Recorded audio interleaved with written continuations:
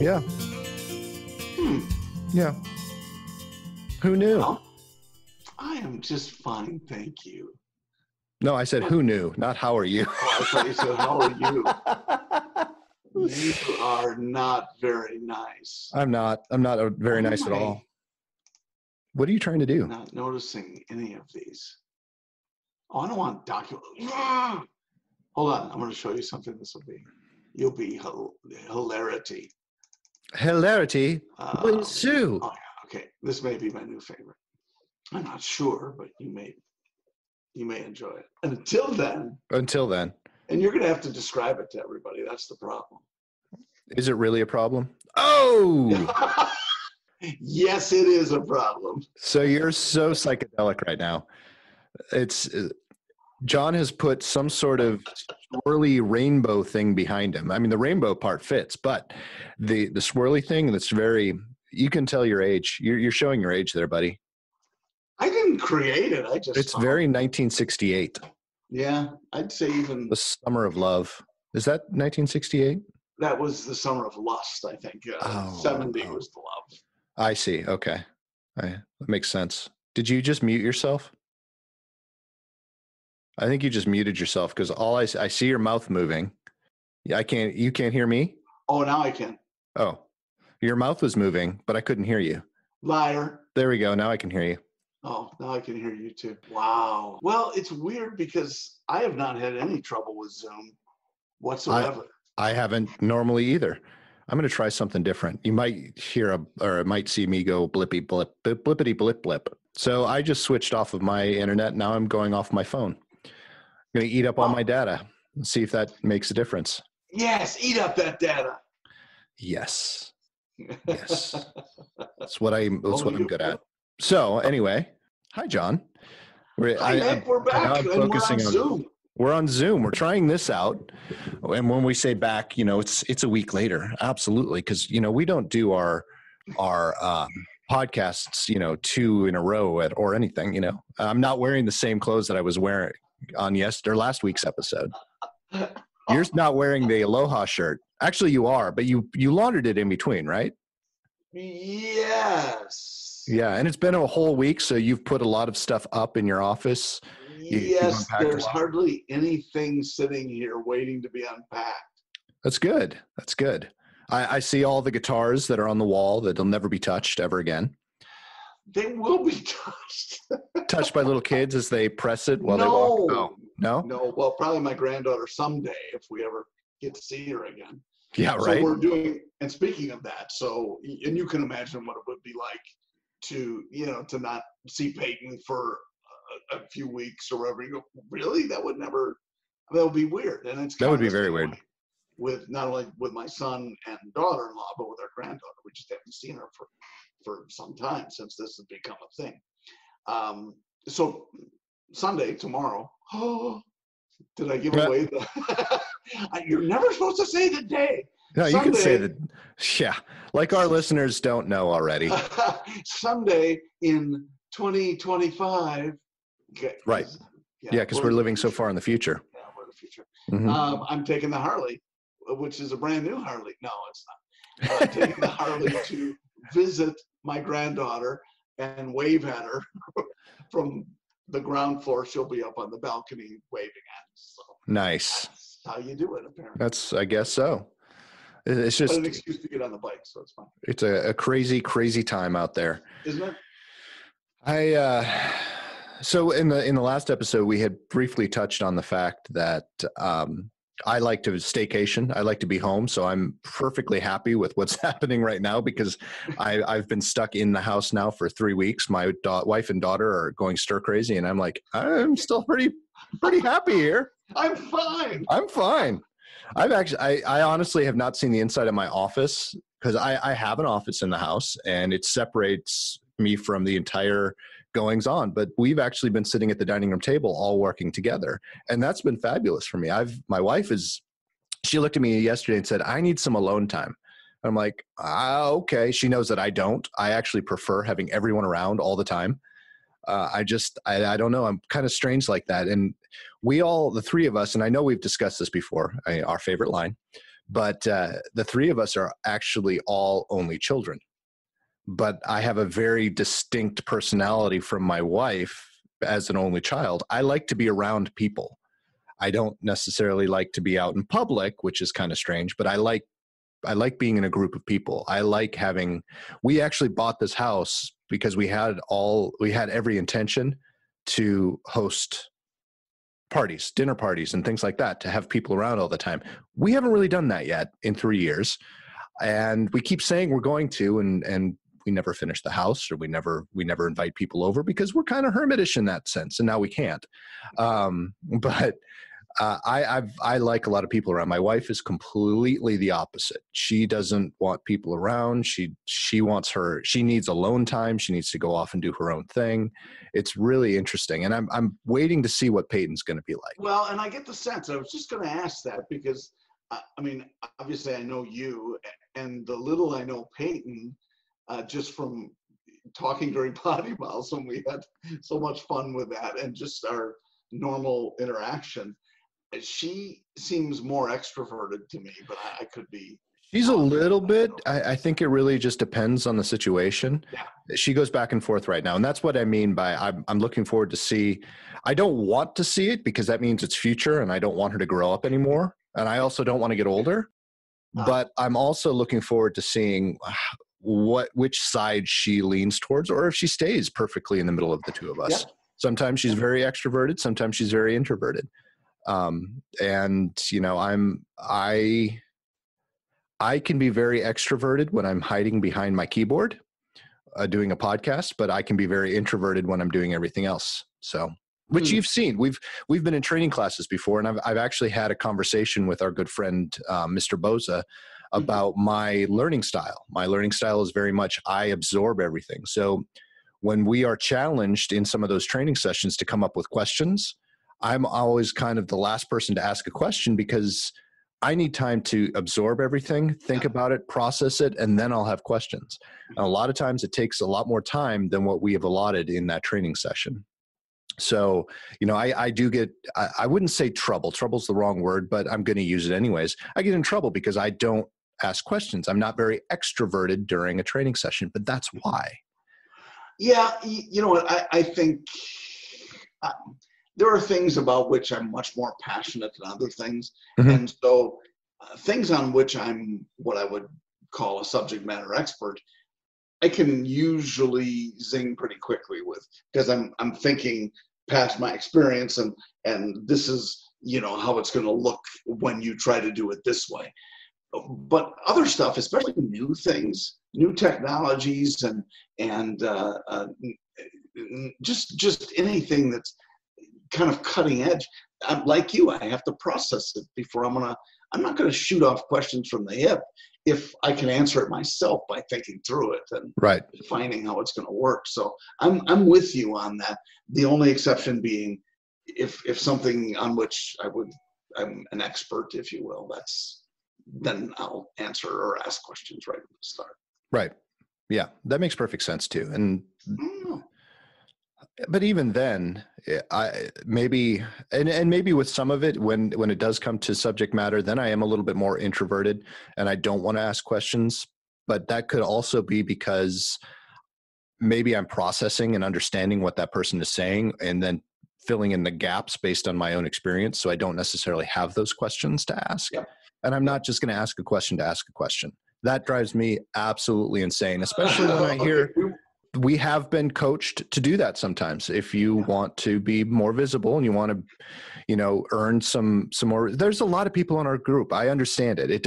It makes sense to me that the concept of trying to just be visible, we tell our clients to do that as well. When we're teaching them about social media and we're teaching about digital marketing in general, it's not necessarily just a one and done thing. You have to stay top of mind. You have to stay abreast of everything. You need to make sure that the customers know you exist, because 5 minutes from now you don't in their mind. So it's the same concept. But it's a little different in that old school used to be all advertising is good advertising. Right. And where people would, you know, jump on and just say some, you know, do some flashy radio spot that was nothing great, but it was Right. loud. Yeah, And so exactly. they said, well, that's good. And these days, because everything we do is so accessible all the time, you can't hide from anything you've done in the past. So you really need to be mindful of what messaging you're putting out, whether it's one time during a call or whether it's, a long-term advertising campaign. Exactly. Absolutely. You are 100% correct. I like when you say that. It just is so seldom. It is very seldom that I even say that because I hate to admit it. Well, again, it doesn't happen often, so you don't get much practice. Exactly. Exactly.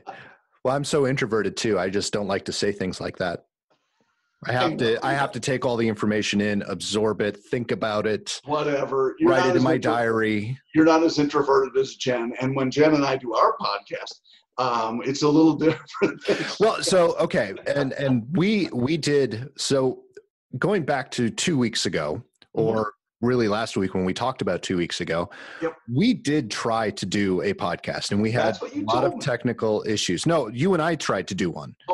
So I thought you meant you and Jen. Go. No. When we had a lot of technical difficulties, and now I'm learning that now that I've switched over to my data plan on my phone, we haven't had a pip or a pop. And even though I have exceptionally fast internet here, something's wrong. So I'm going to have to get that fixed because it's working on my phone, strangely enough.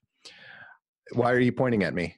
Because you always say, "Oh, my download speed is not always." But it is. It is. Every time I test it, 300 megs. So it can't be me. It must be you. Well, so two things. One, let's get back to what I was saying, which also will segue into. Stop pointing at me. We'll also segue into what I'm about to explain. So John and I were trying to do a podcast. It didn't work, which is why we skipped a week, because we thought, okay, let's do it on a Monday night. Monday night is when I put all of the podcast stuff together and put all of the social media stuff together to go out at 6 a.m. on Tuesday morning, which is when you're used to. Let me just say, as an aside, you have, for a year plus, you have been incredibly effective at that, and it's been incredibly consistent, really. I mean, there are a couple of glitches in between, but truly, most of the time, it's technology-based stuff that suddenly we'll stop recording because of whatever, and we just have glitches. And but despite all that, you have put into your credit a great amount of time and effort getting the podcast out at 6 a.m. every week on Tuesday. Well, I appreciate that. It sounds a lot more fancy than it is. It's not that much work. I mean, seriously, if you guys ever want to learn about podcasting, John and I literally put in 2 hours a week doing podcasting. I mean, that's everything. That's putting it together, editing. It's putting it up. It's doing all the social media around it. It's not time consuming. If we actually planned for our podcasts and did interviews and things like that, it probably would take a little bit more time, but it really doesn't. It really doesn't. That's probably why it's not so polished as some of the other ones that are extremely popular out there. But hey, we put in 15 more minutes here and there, we might actually be able to compete. Anyway, so when John and I had a lot of technical difficulty, it was the 11th hour, and there was no time for me to put anything together. I couldn't even get an old episode up, because even with the old episodes, I've got to pull it out of the archives. I don't have to edit it necessarily, but I still have to encode it. I still have to put it up. I still have to write something up. It takes time, and there just wasn't any time to do it. So I apologize for missing that day, but I tried to make up for it by doing something that John and I have been talking about for a really long time. And that is, we actually want to start putting out more content. We want to start putting out more podcasts. So we were going to have the regular PoddiMouths podcast, which would come out on Tuesday. And then maybe on a Thursday, we haven't figured out how we're going to do it yet, but maybe on a Thursday, and this is kind of our pre-announcement to our announcement, we were going to actually do an interview series where John would interview someone and I would interview someone. So it wouldn't necessarily be the two of us talking together. Sometimes it would be, but not always. And just start building up extra content and just having it there. And we could also use that if something were to happen on one of our regular Tuesdays. Mm-hmm. My plan was to start with my wife. My wife was going to be my first interviewee. So that week when we didn't have an episode, I actually started recording my wife. My wife and I had a conversation, and we kept getting interrupted by Peyton or friends or a knock at the door. Or first of all, because Jen has never done it before, she's never sat in front of a microphone to talk. It was very slow to start because she didn't know what to say. She got very comfortable after about 10 minutes, and that was fun. And the conversation started to get to be a lot of fun. But again, we got interrupted, or the phone would go off, or an email would come in. And so the actual interview only took about 5 minutes. When I edited it down, every good part after I cut everything out, it only lasted about 5, maybe 10 minutes at the most. It wasn't good. We still plan to do it again. It was a dry run. I looked at it more of as a practice thing, but I was a little disappointed that I wasn't able to put it together and get that out either. That being said, part of my technology issue, I think, is my office is a long way away. In my house is the furthest point away inside the house from my router, from my Wi-Fi router. For my Mac, even though it says I have full bars, I do get that interruption every once in a while. So I'll get 300 meg download and then nothing. And then 300 meg. It's very intermittent. And I think that has to do with the Wi-Fi. I actually plugged my work computer into I hardwire that into the internet. So I never have that problem using my work computer, but of course I'm not going to use my work computer to do personal stuff. So I can't do that with my Mac because it doesn't have the interface to do that, because it's the newer ones and they don't like the hardwire thing, I guess, anymore. The Mac doesn't. So what all that to say is the plan this weekend actually is we are taking it 2 steps back. I know something we talked about during the missing episode. We redid Peyton's bedroom. She wanted to paint it and move things around. So we actually went in, took all of her furniture out, painted it, and then put it in the way she wants it. So her bed's moved. She's got a few other new things and got pictures up the way she wants it. But 90% of the stuff that was in there before isn't there anymore. It's all sitting in the guest room in a big pile, which is wonderful. But anyway, she also said that she doesn't want as many of her toys anymore. We've always put her toys in our bonus room, which is where we watch TV and stuff. She doesn't want a lot of them. She just wants a few things, and she's actually transferred a lot of that stuff from there into her bedroom. So this week's plan is to clean out the bonus room and actually turn that into a podcast studio, which is going to be helpful with this computer because that's where the router lives. Closer. Oh, awesome. Yeah. And when I'm in there, I don't get that. I don't get the drop. I don't get that Wi-Fi drop. So I know that was a long story for a little, very small payoff in the end, but hey, that's how I do story. We'll be the judge of that. We'll be the judge of that. It's either that or invest a lot more money into new Wi-Fi hotspot nodes all over the house, which I don't really want to do right now because, we're in a crisis and I don't want to spend money. We are in a crisis. And you know what? And you think about that too. And there are, we have to count ourselves fortunate because it really hasn't impacted our jobs to a large degree. I mean, despite the amount that you travel and that I historically have traveled, that we are now able to do a lot of our consulting and a lot of our work this way through webinars. Yeah. We are very fortunate. Oh my God. I'm gonna play the pessimist in this though. I don't know how long it can last. I know. I don't either, although I don't think anyone really does. No, look, anything, if you think that you are insulated in any way, no matter who you work for or whatever, you're not. Yeah. There are things that can change. And I guess my dream is to be prepared for anything. Right. And I'm not, even at my advanced age, but I'm a lot more prepared than I was 20 years ago. Yeah. And which is pretty much your advanced age. So, exactly. So it really is a different set of rules. And I think maybe that the whole COVID-19 thing is, if we look at the bright side, it's a way for us to learn how to be more prepared. And I hope that's going to be the outcome. Unfortunately, I think one of the other outcomes is it's going to cost us a lot of small businesses. It is. I feel bad It is. about that, regardless of how the government is trying to help and so on. It's going to cost us a lot of small businesses. I think so too, but you can also put a positive spin on that. I think it's kind of a restart button in a sense for a lot of people and for a lot of things. Maybe some of those small businesses, they didn't need to exist. If they can't weather it, maybe that was an indication that they needed to reevaluate how they do their business. So I'm just throwing that out there. No, that's good. And I love this about you. Let's look at restaurants, which is kind of, to me, it's like a barometer of small business. I would say, and I'm just guessing, but in my opinion, in my educated opinion, probably half of restaurants are undercapitalized anyway. Yes. And especially small ones. And so the slightest blip can cause them to completely throw up their hands. And it's sad because some of them are wonderful ideas and so on, but they're just undercapitalized. Right. Or they're poorly managed.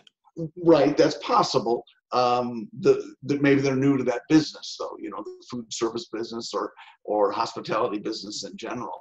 They don't know how to do it. And rather than wait for that learning to come in and so on, again, here's for many of us the immediate gratification. They dive into this business thing thinking that the business will support what they need it to on its own.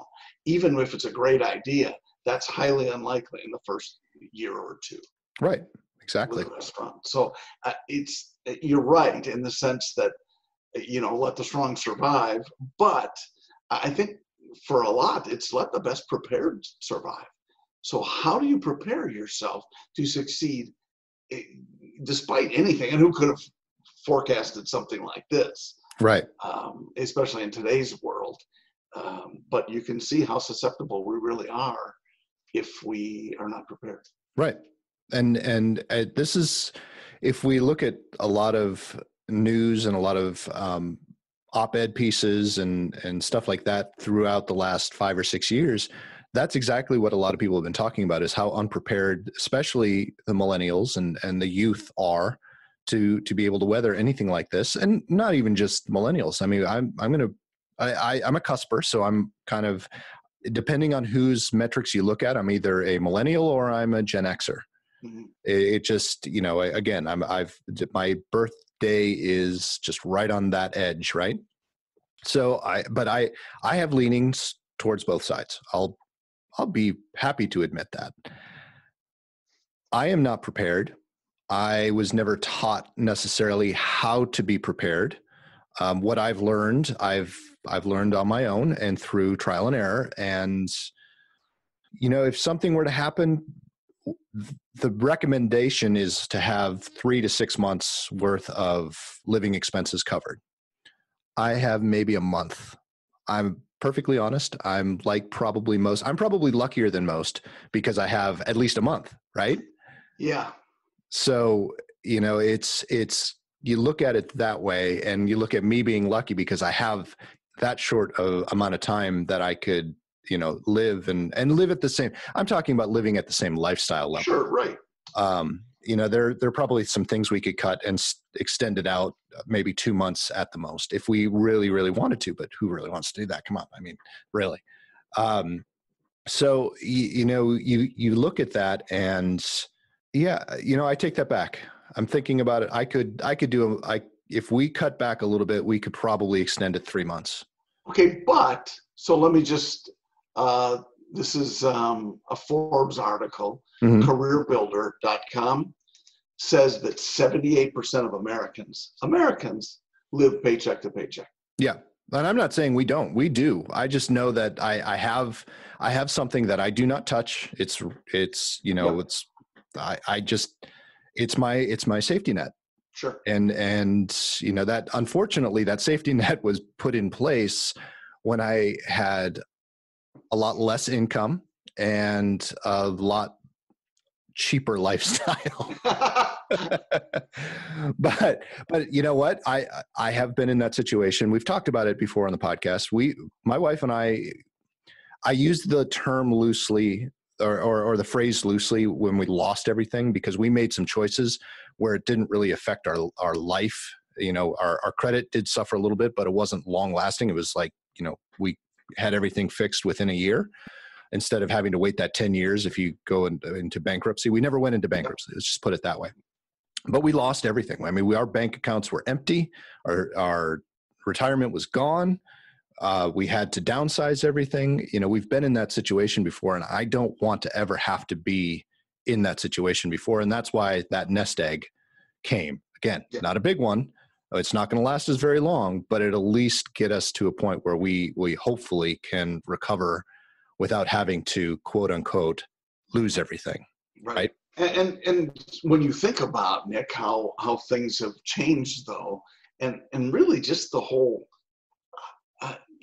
you look at, well, I have retirement, so we're in a state where, depending upon how, and I think we're seeing, hopefully, the limits of the COVID virus, that coronavirus, that it's not going to, it's going to damage the economy, but it's not going to wreck the economy. Right. I don't think. However, you think if there's something that is like this on a bigger scale that could, I mean, what if it just killed the dollar? What if, you know, suddenly this 3 months of money is just that? And that's another thing to look at. Yeah. It's money that you're going to give to whom, and how is it going to be spent? What's it buying for you? So some of it, and the quote unquote preppers would tell you that it's not about the cash, although that's important, but it's about being prepared in other ways as well. Right. And now I think we're getting some people who see, wow, that could happen. Yeah. And some of those folks who laughed at the people who bury one of the big containers underground, the preppers who are, well, we're going in here and we're not going to come out until the nuclear holocaust or whatever else causes it. But I wouldn't have thought of a virus. No, well, exactly. And I don't know about you, but I am a little bit of a prepper. I'm not to that extent. You know, I'm not going to bury a bomb shelter in my backyard, even though that'd be really cool to have a man room. That's why I'm not coming to your house if the shit hits the fan. That's right. Well, if the shit hits the fan, if the shit hits the fan, I'm going to my dad's. Me too. Actually, you told me where he lives. Exactly. But anyway, but we always have a stockpile of water. We always have a stockpile of dry foods and stuff like that. And to be perfectly honest, so it's been 3 weeks now that we've been at home. 5 weeks for the people that are listening to this podcast at this point. Yeah. But we stocked up before any of this ever happened, not because of this, but we did a big Costco run, just because we go to Costco every month or so and just buy our bulk stuff that we need. And with the exception of having to get fresh foods, like fresh vegetables and fruits and stuff, which Jen loves that. I love that. So it's still available. So we're going to, with the exception of that, we haven't had to go to a store. We have been,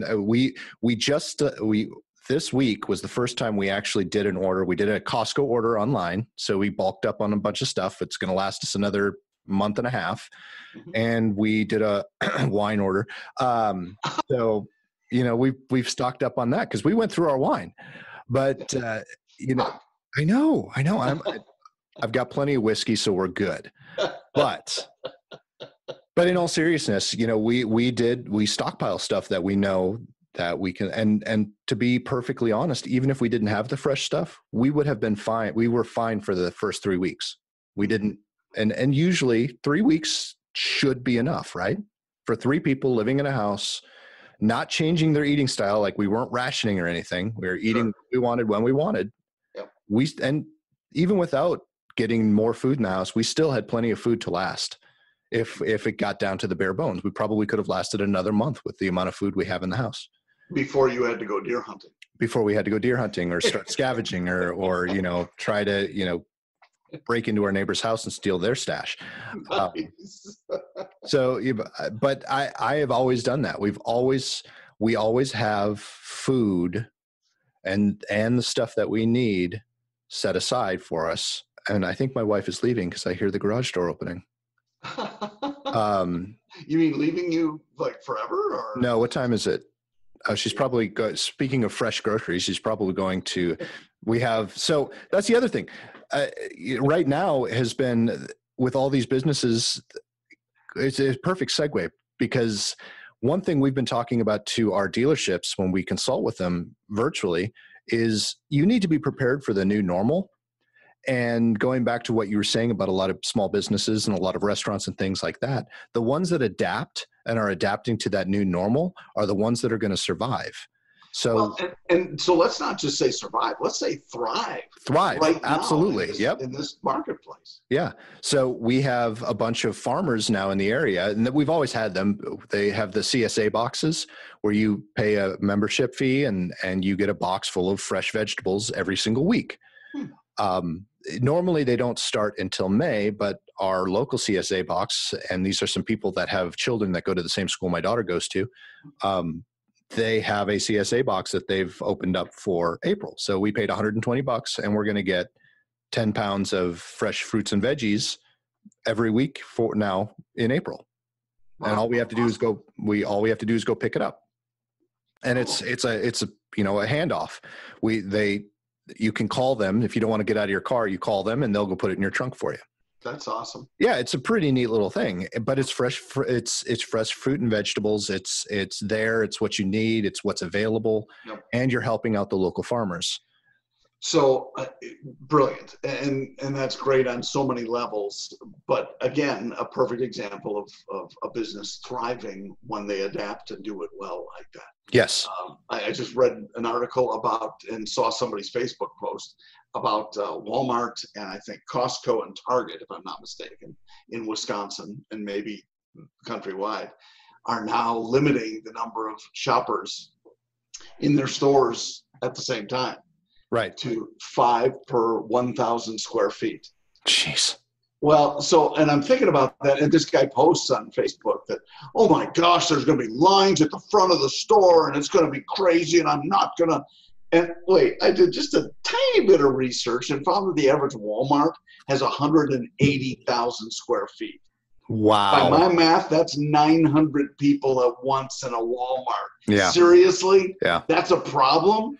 And you know what? And if you, this is one thing I don't understand, and maybe you can explain it to me because, you're much more advanced in years than I am. Oh. What did you say, son? To me, and this is before any of this happened, my favorite thing was ClickList. You go shopping online, you click everything that you want, you spend less money, you get everything you need, you pull up in front of the store and someone puts it in your car for you. Yeah, it's pretty awesome. It's the same thing as Amazon. I mean, you're ordering off of Amazon, someone's fulfilling it and they're shipping it directly to your house, except you have to go out. But you still don't have any personal interaction. If you've got just people that are working in the store by themselves, why don't they just convert? They're doing it with the restaurants. Why don't they just do it with grocery stores? What is the big draw for everyone to have to go into a grocery store? I know. Okay, go for it. Because you buy stuff that you wouldn't have bought otherwise. That's good for the grocery store, but that's not good for people. Why do people still insist on going into the grocery store? That will come back because sometimes they like to see things. They like to see what's out there. Ask yourself that about Costco. Now, you may fill out a list and do that. I love going to Costco because suddenly I need stuff that I hadn't even thought about. That's the problem. That's why it gets so expensive. It does. You're absolutely right. Our Costco run online costs half as much as if I were there in person. For sure. But you didn't get those Lucky Brand jeans that you had your eye on. That's true. But do I need them? I'm sitting in my pajamas, different from the pajamas I was sitting in last week. For all I know, you don't even have pants on. I don't. It's okay. Yeah. I know.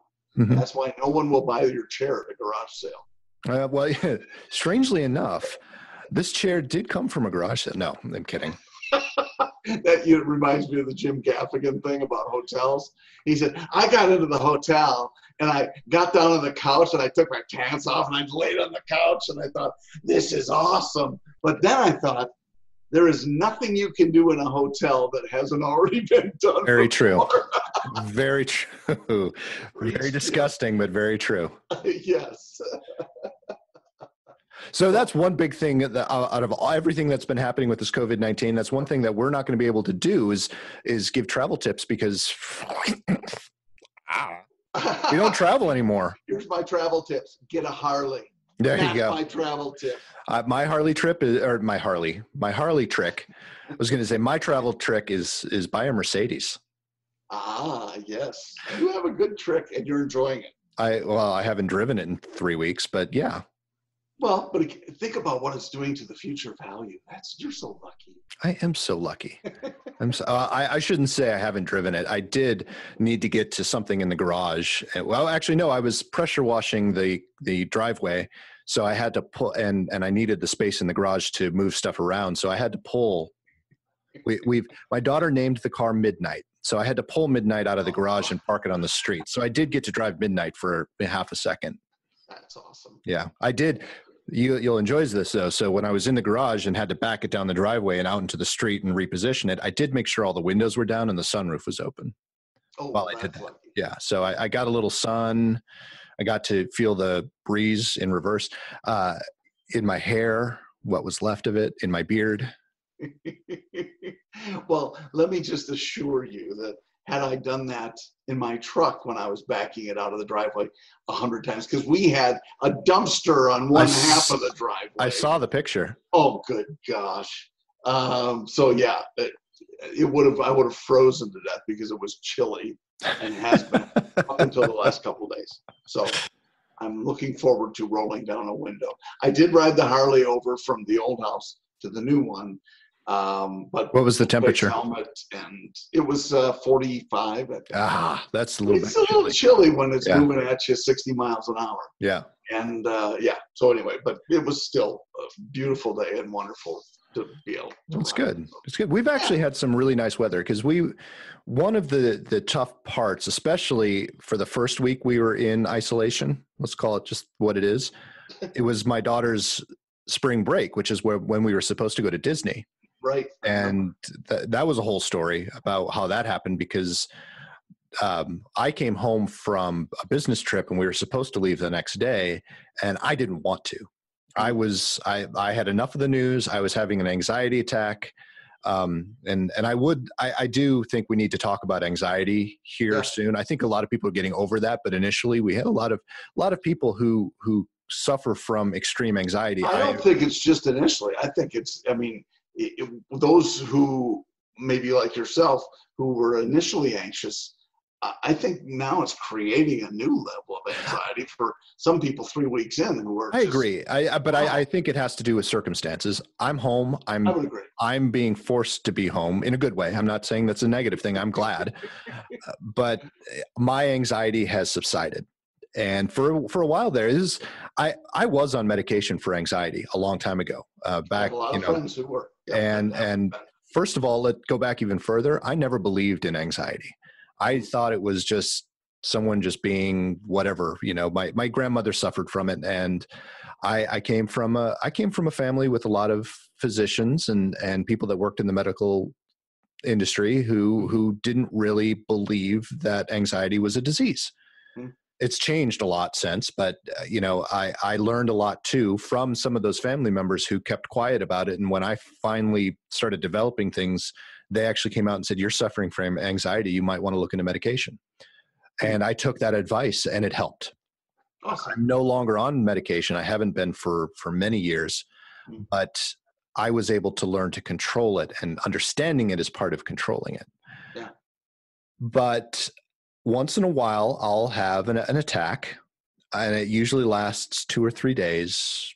I can work my way through it, through meditation, through just trying to write my thought process and just try not to expose myself to a lot of negative things, avoiding other people that have it, because one thing with anxiety is if you tell someone your symptoms who has anxiety, they all of a sudden manifest those exact symptoms. So you try to avoid those sort of things. And it usually goes away in 3 days. This one didn't. This one lasted, it was a full on 2 weeks. And I thought for a second I'd have to go back on medication just to control it because it was bad. But it has since gone away, luckily. Awesome. Anyway, that was a whole other conversation I wanted on a different podcast, but and maybe we still can. I'd love to hear from other people who do suffer from anxiety, or those who never thought they might, but this is triggering something. I'm hoping that we can maybe start a conversation. Head up to our website and go to our social media accounts and talk to us about it. I'm perfectly. If you guys haven't learned anything from me in the last 60 plus episodes, I hope you've learned that I'm a pretty open person when it comes to talking about stuff like that. I really don't give a shit. If you haven't learned anything from me in the past 60 episodes, well, that's on me. That would have been perfect. You should have said that. Sorry. You kind of did. I was so hoping. Please say that's on me. Yeah. I see. I don't think that fast. I don't. But I would love to hear it. I would love to start a conversation about that. It does help to talk about it. We'll avoid like I said, we'll avoid all of the symptoms. But if you need someone to talk to, I'm here. John's here. He's been my sounding board for the last year and a half, 2 years. So. And can I say that I'm glad, because I used to be your diving board, and that is not. Yeah, no, it's not. I mean, boing. Yeah. Thank you. You're welcome. You're welcome. Anyway, back to what we were talking about. So I think with everything that's been going on, we've been kept in or forced to stay in captivity. It's the weather. That's where I was going with that. The weather for that week was nasty. It rained the entire week, so we didn't get to go outside and do anything. But the subsequent weeks, we've had a couple of days here and there in the 70s and 80s, and it's been sunny. Today is going to be 75. It's beautiful. It's sunny out. We've gotten a lot of work done on the yard, which we haven't done. Yeah. Well, I don't know if that made an episode or if that was part of the one that got cut out. Doesn't matter. I did mention it to you. To know that we're actually friends. So we are friends. We talk more than just on the podcast. I know. It's been a little spotty here and there, John, but I won't hold that against you. Spotty quaddy, you were calling. Spotty. I like that. Spotty quaddy. Well, I did text you this morning, which would have actually been last week's morning, which is not the same morning as this morning. Oh. But I did say, don't forget about me, potty friend, or quaddy friend, or potty quaddy, or. Yeah, like I didn't hear that in grade school. Potty quaddy? Different. You said potty quaddy. Now I'm saying potty quaddy. But you couldn't tell when it was a kid. Oh, that's, yeah. It's like my the neighbor kids, they call Peyton. Hey, Peyton, can you come out and play, Peyton? Yeah, exactly. And that's the cowboy who was in, it was Silverado. I don't think I've seen Silverado. You should. It's oh wait, that's a different song. Wow, thanks. Yeah. Desperado. That hurt my ears. Kindest thing anyone's ever said to me about my singing. That was Danny Glover and who's the oh gosh, I won't be able to think of the name, but that's okay. Danny Glover. I knew that much. Yeah. Peyton was played by Kevin Kline. Oh, that had to be good. I'll have to look that up. You should, Silverado. It was not my opinion, and I'm not trying to taint what you think, but if you watch it, and it's from many years ago, so listeners, if you haven't seen it, it's one of my probably 3 or 4 favorite westerns. Lawrence Kasdan did the music. It's just epic music, and so I think you'll appreciate it. Have good speakers when you watch it. But, I don't right now. Going back to a conversation from last week, you have a Samsung Curved. I was talking about my Samsung Curved TV that went out. Yep. I have an old LCD screen. It's a 55-inch. It's a big TV. It's heavy. It's always kind of sat in the background because I inherited it a long time ago. I mean, it's from the early 2000s. Okay. And I still got a great picture, but you put the sound up, and if the volume's too high, the back part of the screen starts to rattle. and you lose all of the sound. It's horrible, and it sounds like it's about to explode. So we've been watching a lot of the Avengers movies with Peyton while we've been in isolation. And whenever there's a fight scene or something like that, it's like, oh, horrible. I need a new TV so bad. But again, saving money because, we don't know what's going to happen. Then I won't tell you the one I just got. I know you did tell me the one you just got, dick. I whatever, but just hung it on the wall. That's what I'm most proud of, not the TV, but right. You got it up on the wall. Was able to get it on the wall, and it's 65. I've got the next TV picked out, and it is a 65-inch. I don't know if I'm going to go with the QLED or the Ultra HD because they're basically the same thing. I have the QLED. I know. So you did not hear that last part about it being basically the same thing? It's not the same. It is the same. No, it's the same thing. It's the same thing. Not looked at what they do. It's the open and shut, open and shut. Wow. But the OLED, way more expensive. I couldn't see that. No, I can't. And the OLED, the technology behind the OLED, once it gets a little bit more advanced, I think it will go far and beyond the QLED. But the OLED also brings back artifacting. So if you leave a screen or you leave a picture up, it's going to leave that artifact on the screen again, which is something you want to try to avoid, something we have after they went from LCD to LED. But it has the pure blacks. It does have the pure blacks. Yep. And that's part of the complaint that I've heard about the OLED is that because of the pure blacks, because they haven't advanced the technology enough, that the lights are still not bright enough, which you get the bright colors with the QLED. I don't know who these people are doing the reviews, but I have to tell you, I looked at this one and the one it replaced, and the only reason we changed TV, so let me be clear, is not to spend frivolously, but because the people who bought our house requested that the flat screen stay in the bar. Oh, nice. So that's why. And it was great because I didn't have to take it down. So rock and roll. Yeah. And I got to get a new TV. Nice. Nice. So it was good reasoning behind it, at least in my mind. But the picture difference, and that one was 5 years old, maybe. 55-inch. And it was a great TV. But this one is head and shoulders. I don't even know.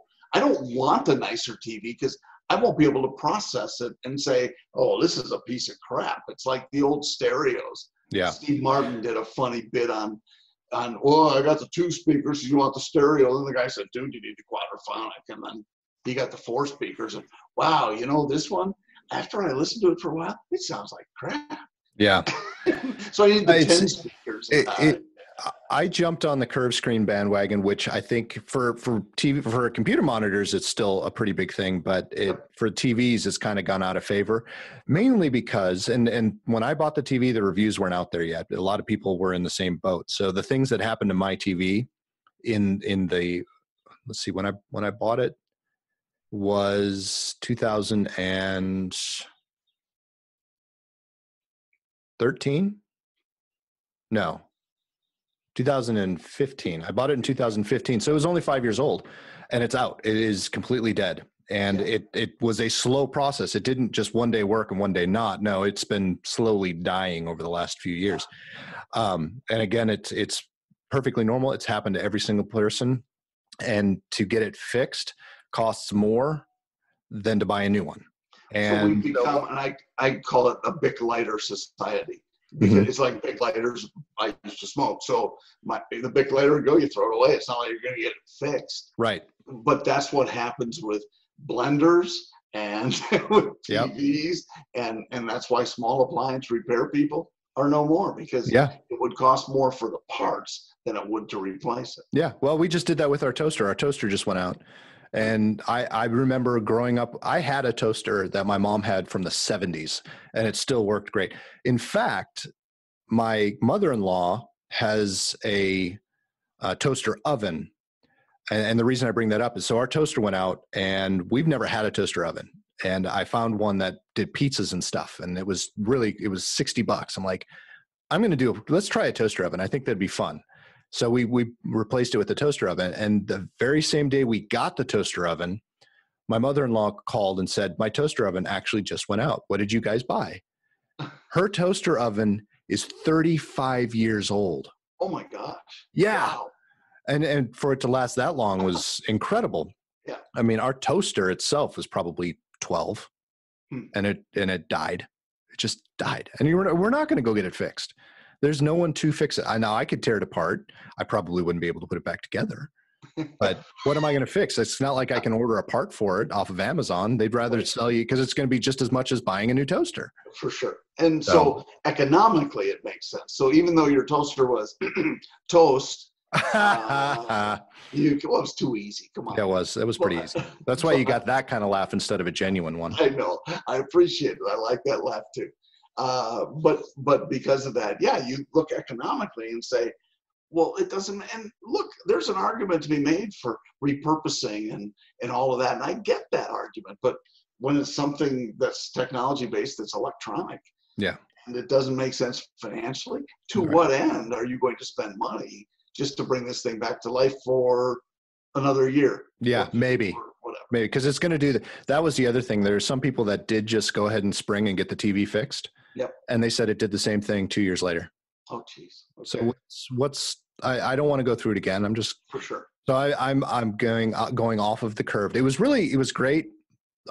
We thought that it made a difference, but then when we actually put it in a space where it was supposed to function differently from a regular flat screen, it didn't. So it wasn't everything that they claimed it would be. So I'm going back to a regular flat screen.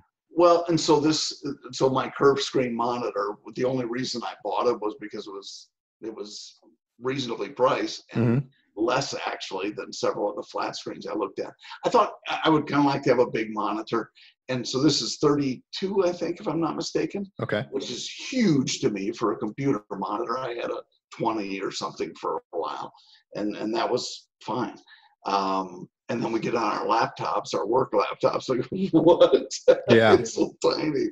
But so this is cool. The only benefit I can see is if you're gaming or maybe watching a movie or something and you're close to it. Yep, exactly. Then it envelops you a little more. But if you're at a normal distance, and that was the problem with the TV, because it's not big enough. It's not like you're in a theater where you're being fully enveloped by it. Exactly. Right. And I can see that with the computer monitor, which is probably why the monitors are still as popular as they are versus the television. So. But again, they cut the price enough to make it attractive. Make it attractive. Mm-hmm. Yeah. So anyway, that wasn't my because when I'm playing Doom, it's going to be really awesome. Right. Yep. So anyway, John, it's been really a lot of fun catching up. It's been a while. It's been a week. Nick uses my first name, I know it's time to go. Yeah, it is. Yeah. You know, we've already kind of like my mother, John Frederick. John Frederick. Ooh, your middle name is Frederick? Yeah, it is. I told you, my mom used to call me Nicky Dum Dum. What? Your middle name is Dum Dum? No, it was actually Dom Dom, but it sounded like Dum Dum because, or Icky Nicky. That was my favorite, Icky Nicky, because my name is Nicholas Dominic Kubik. Got it. Icky Nicky. And Nicky Dom Dom came because my middle name's Dominic. I love that. Yeah. I'm gonna need to use that again. Yeah, whatever. So that's my daughter has a nickname and she's not a fan of it, but everyone uses it. And we actually started using it because we love it. And it's PK because it's Peyton Kubik, PK. Yeah. She hates it, but I'm so proud of the fact that she has a nickname, because I had a nickname, but I didn't get it until I was in high school, and I loved my nickname, and people from high school and college still call me that. No one else calls me it, but and it was Cubes. Cubes. So I've called you that before. You do call me that, but I think I've told you the story before. Yeah, because we talk. Maybe that's fine. But yeah, so I'm really excited that she has a nickname now. I don't know why. I'm living vicariously through my daughter. But anyway. Well, we always called my son MJ. His middle name. Oh, this is funny. His middle name is, before we leave, his middle name is Jase, Jase. Oh, interesting. Not really, if you knew the story. It came from a novel that his mom was reading. And I'm thinking of it was like a romance novel with Fabio on the cover, you know, with the flowing hair. Well, Jay decided he wanted to, you know, so it's going to be but she liked the name, so it's Jace. He has been on his, was it his diploma from college? Or his grad certificate. It's Michael Jose. Oh no! And I wasn't his driver's license, but I think it was one of the licenses that he got. But it's Michael. Oh Jose. Wow, that's hilarious. They go, oh, it can't be Jace. It must be Jose. Jose, that's really anyway, funny. But he's MJ. MJ. Well, you know, it's.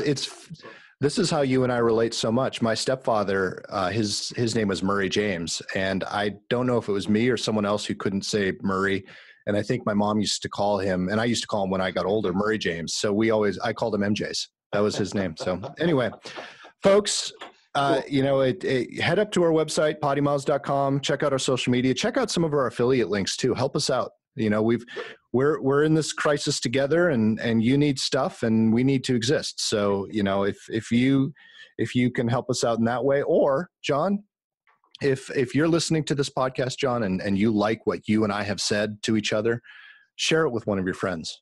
One person. All it takes is one person, and if they listen and then they share, it just snowballs. If you don't like it, though, Nick, share it anyways. Many people. That's right. Get a bunch of those jerks. Share it with your enemies. Get a bunch of those idiots to log in, and they'll really, maybe they'll like it. I don't know. Maybe.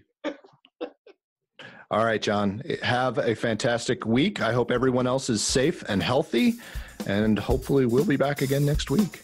Take care, everybody. See you.